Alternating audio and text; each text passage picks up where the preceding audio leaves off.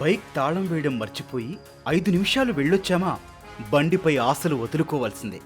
ఇంటి ముందు car park చేసి పడుకున్నామా తెల్లారేసరికి ఉంటుందో లేదో కూడా తెలియదు. ఇటీవలి కాలంలో బైక్లు, కార్ల దొంగతనాలు విపరీతంగా జరుగుతున్నాయి. మరి ఇలా కొట్టేసిన బైక్లు, కార్లు అమ్మడం ఎలా? వాటికి కావాల్సిన పత్రాలు ఎలా? ఇదిగో ఇలాంటి దొంగ వాహనాలకు కావాల్సిన అన్ని దొంగ పత్రాలు సిద్ధం చేసే ముఠాలు సైతం రెడీగా ఉన్నాయి.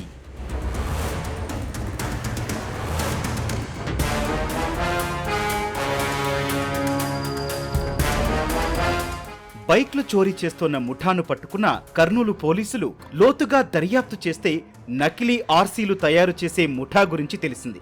నంద్యాలకు చెందిన షేక్ షాపీర్ బాషా ప్రైవేటు కంప్యూటర్ సెంటర్ నిర్వహించేవాడు. కరోనాతో ఉపాధి కోల్పోయిన బాషా నకిలీ వాహన రిజిస్ట్రేషన్ పత్రాలు, వివిధ సర్టిఫికెట్లు తయారు చేయడం నేర్చుకున్నాడు. ఇందులో ఆదాయం బాగుండటంతో దుకాణం ఎత్తేసి ఇంటి వద్దే నకిలీ పత్రాల తయారీ మొదలుపెట్టాడు.